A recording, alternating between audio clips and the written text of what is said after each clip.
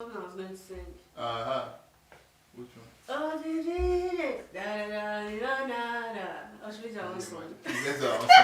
We have an album to promote. Yeah. We are Ignis Brothers. And you can listen to our new album, The Cost of Our Lives, on Boomplay.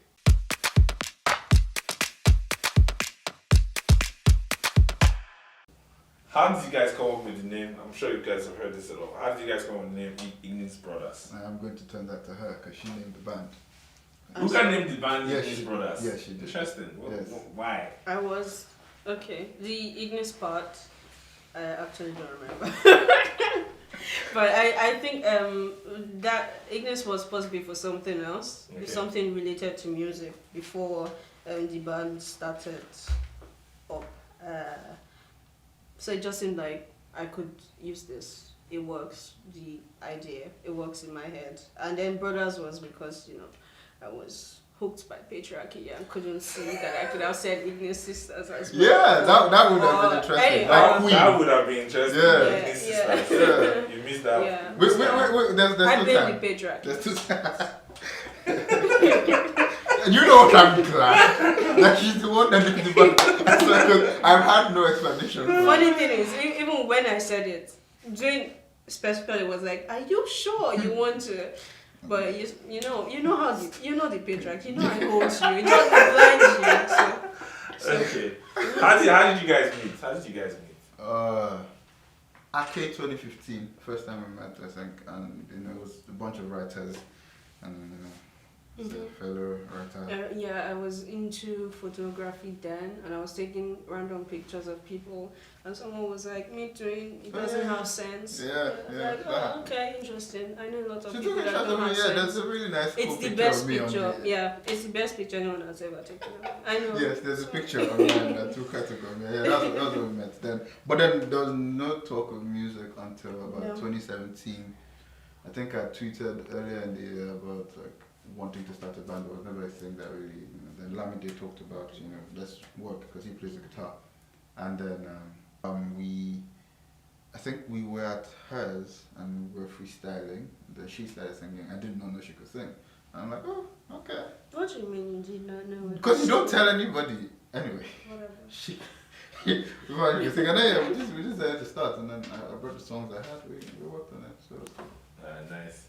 Okay, so what was the first single you guys dropped? What was the very first single that Ignis Brothers released? Very first, baptized in the funk. It was an instrumental I had made on GarageBand. I don't know why, but it's on SoundCloud. You should listen to it. It's not bad. But yeah, that was the first thing we ever released as a band, baptized in the funk. So I imagine that creating a band is somewhat stressful. Different personalities. Yep. What was that like in the beginning? Ruka, you already said Dream was useless. I don't think we had issues with our personality because I think we're collectively useless. Yes. Yeah, yes. we're collectively There useless. was So a- that brought us yeah, together yeah. even with our differences. So we didn't really have issues per se. Yeah. Okay. What was that like for you doing? It was interesting because one of the main reasons why I wanted to have a band or a collective is just the idea of working on music with people has always been something that appealed to me. So to have, even though it annoyed me, to have an idea and present it, and then have other people be like, okay, so that thing you're doing there, stop it, or that thing I like it. So it's interesting. So yeah, like it's a thing. I use the word darling in like 2 songs, but she believes I use it too much. And so it's one of these kind of things where I would then have to change those lyrics or something like that. But it's been fun, really. Okay.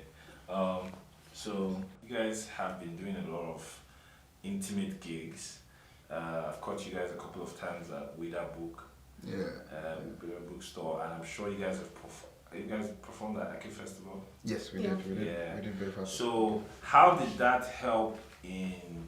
I'm assuming it helped. How did that help in growing like your audience organically? How did that help?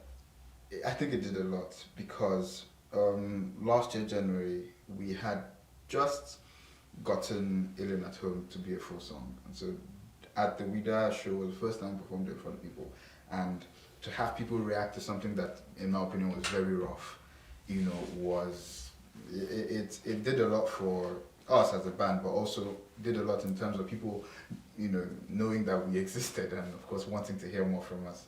So I think that those shows helped create what we have. People who are just pushing the music now without any prompt from us. They just love it. So. Okay. How do you guys cope with being a band and having a 9 to 5 or having work that you do? How do you know? Why did I ask that? And both of you smile. We have work? Both of you smile. First of all. How do I know that you guys have work? Because both of you are on my Twitter. So I know I've been doing these things. It's a lot of work. Most times we have to work weekends, stay at each other's houses to be able to meet up at places, or we have to do rehearsals. But generally, it's a lot of work because you have your priorities at work. So and then sometimes you have to put in extra to make sure that you do those things on time, and then you get some free time that you can sneak off work and push it. And then push it towards the album part. It's really stressful because and then I'm doing like the whole solo thing as well. I don't know why I got myself into this, but no, it's really a lot because even though I do more freelancing, but a lot of the time we've been working. I've had a 9 to 5, and honestly, like she said, you just have to kind of do a bit more with the office work, and so that you can be a band. So it's. I feel like with like all indie artists, we hope that the music, pays eventually, and then we can live the 9 to 5s. I think I want to live the 9 to 5. Yeah, like. Oh my god. I mean, if you have what you love paying you, it's the most beautiful thing. So. True. And then I was also lucky. I was working with very supportive people and supervisors. Hello, GT. So sometimes I would leave work for band related things. And she was cool about it. Yeah. I played the video in your office that time. That's nice. When did you guys start working on this album? Officially 2018. Yeah, we started talking about it, and so we started working on the songs. But primary recording, I think that was last year, December. We started. That was the sessions happened last year, December. And we were actually aiming for an earlier release, but COVID came and shook things a bit. I think it was actually before December. Because you remember we had recorded a couple of songs. True. We even did earlier time I come up by June. So we kind of just did the rest of them in December, but we started earlier in the year, I think. When we recorded Alien at Home and a lot of other songs, but there were some last minute songs that came up, Okay. here and there. What inspired the title Of the album? Yeah. That's it. Is she always the one naming stuff? Yeah. I kind of. Okay, what inspired the name? We didn't have a name when we started recording and writing the songs, but I could tell that, well, after a while, it felt like we were talking about different things, different aspects of human lives, pretty much the human condition. But that one's taken. And then I think I was reading a book and that was that was the title of the book actually. And then randomly. We're like, yeah, that's it. I took a picture. You know what? This is getting long. I'm starting to remember parts. I was holding the book and took a picture a couple of months back. And at the period we're done recording the album, Jane was like, I can't continue. We need a name for this thing. Yeah. I don't know how to work if this project doesn't have a name. And then I don't know what I was going to for now. It's true. It's hard to work on something when you don't have what is this exactly I'm working on. But yeah, I saw the picture and I was like, yeah, this actually works. This will work. So that's how that yeah, happened. that's it. What's been the feedback since the album dropped? It's been overwhelming. It's been great actually. It's been, I don't know, different. Being that this is like the second time for me So this is a whole new experience because I'm having people just share like without any prompt and then have them come back with feedback. I feel like that's something people don't do a lot of, where you be like, listen, they'll be like, it's good, but people are coming with like actual like, oh, this song made me feel this way, and this I this is my favorite, and this is why I like this, and that for us being that there was a reason we made this. We love this kind of music. We wanted to tell stories, wanted to tell people things, and so for them to receive them and come back and tell us, yo, we love what you did, and even like a couple reviews here and there, and just a lot of hailings essentially. And that sort of like quells the imposter syndrome, because you realize people are not listening because they know you, or saying good stuff about the work because they know you. Right? Yeah. So because that's something you have to do with being an indie artist. Because you're like, oh, guy, help me listen, and they're like, I know for a fact that people tend to not want to hurt your feelings, especially when you do the arts, and so people will tell you, yeah, it's nice, it's really nice. But didn't you guys already know this before the album? Like, we love our like work. A small cult following. Yes, but even in the cult following, I think it's a thing where as a musician, like for example, with the song "Stand and Show," we tried something new. We knew what our core fan base would like based on what we released. So Braveheart was out, Alien at Home was out. We knew those things work, so we did songs like them. But it kind of shows a bit out of the box, and we're like, there was still a bit of uncertainty with how it received, but it's becoming the most popular song on the album. So I guess we made a good decision there. So why did Braveheart turn into I Lied? How did that happen? I felt good wins. Is Braveheart like your favorite song? Yes, it is. Okay, so I guess there's okay. So what had happened with Braveheart was we had Braveheart, the single, Braveheart on my album Heavy Heart. Braveheart was out there, and so we wanted to do a reimagining of it, but with a poet. We had Logan February on the song, and I didn't want to have to put. Okay, actually, the truth be told, how I planned to name the song was Braveheart bracket album version, then featuring Logan February. It's long. It's too long. It's too long. So Braveheart album version is too long, but it's what it needed to be because Braveheart had been released before. Mm-hmm. So I figured, what, let's not just confuse people. Let's just have I Lied, because I Lied is a good title as well. It is actually. It is. I was like, I Lied. Yeah, the new title would also sort of, you're not expecting anything when you listen to it. And there are a couple of changes in the So let me ask you a tricky question. Okay. Dun, dun, dun. Between the the previously released single version of Braveheart and the album version, which do you guys prefer? I'm starting you, Ruka. The album version. What about you? Album version. I don't like you guys. You would ask us the why. reason we did it was because we wanted to do something different with the song. It's not. You're not going to ask us why. Why? Okay, why? For me, it's the production and also the work of Logan February on the song. Yeah, because we've grown. Yeah, Logan was a good touch. That was nice. Yeah. We recorded the first Braveheart. I think that was 2017. What? Late 2017, then released it in 2018. So this was the beginning of this for me and us. Like we're just starting. I was recording Heavy Heart, so in the middle of that we're like, well, let's record Braveheart, and so there's been growth, So we wanted to show that growth. Okay. So which is your favorite? It's the single. Why?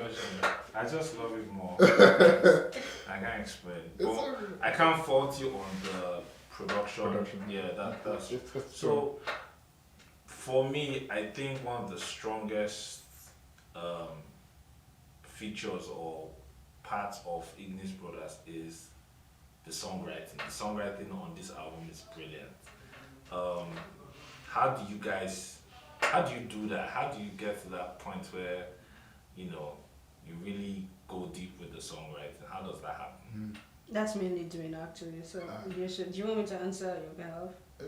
You could start. Let me join you somewhere. Alright, you know when people are generally useless, they usually have tiny bits of themselves that are really brilliant. So I think That's for That's my one redeeming thing. I like the song. That's it. No, but with the songwriting, I think because I every time I write a song, I have the choice of this is either for doing the story for Ignis Brothers. I think I was very intentional with the songs that went to Ignis Brothers because with this album especially, I think when we didn't have a name yet, but we kind of had a sense that this was more. A lot of songs were exploration of things, So what are we? What's this life? What are we doing here and stuff like that. So I think a lot of the songs they came at different times. For example, Sand and Shells it happened in the studio. We didn't write beforehand. It was just I think the night before she had written a poem, and we based the song off of that poem.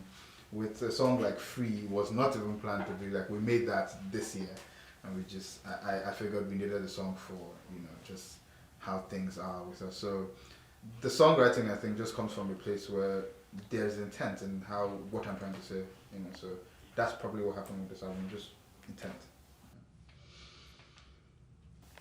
Okay. So COVID happened. Ah yes, it is. How did that? Still happening. It's still happening. It's still happening. Still happening. The lockdown and all that. How did that affect you guys creatively? Oof. we had a couple of plans for album release. I think by the time COVID started, we're mainly done with recording the album. So Okay. production mixing could be done over the phone.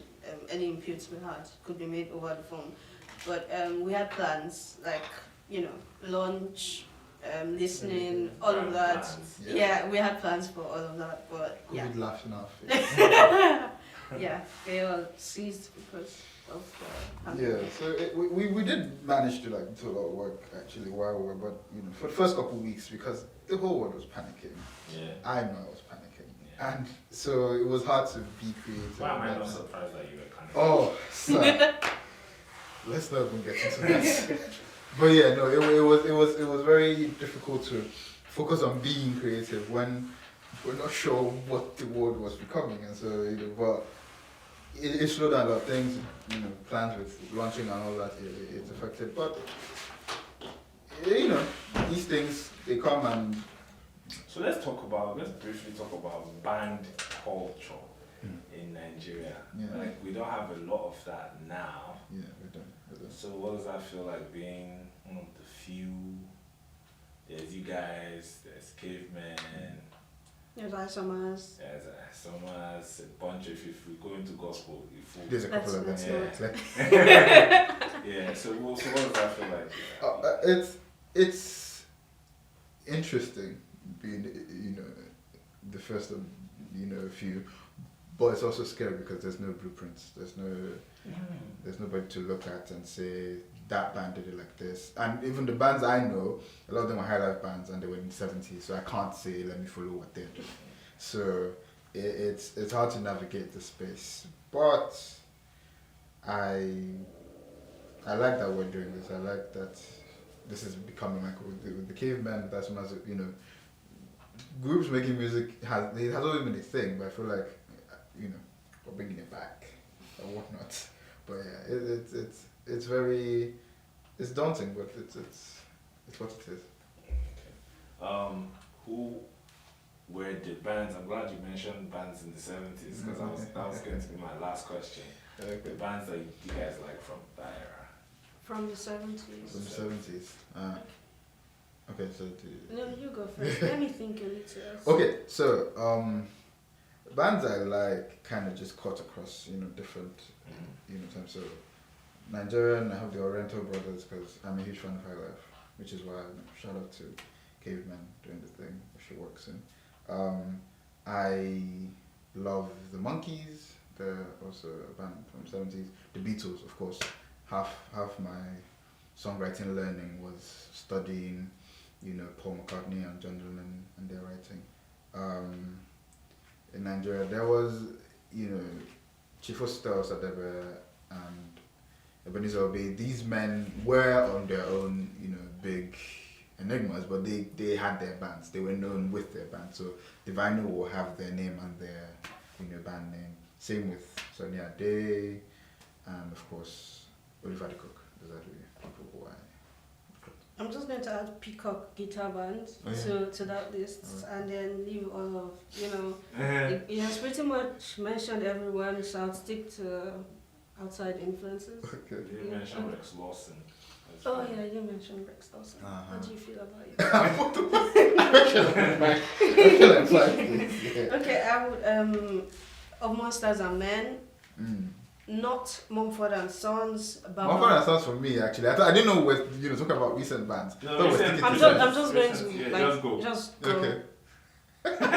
So, do you want to tell people why you don't like Mumford and Sons? Ibeyi. Okay.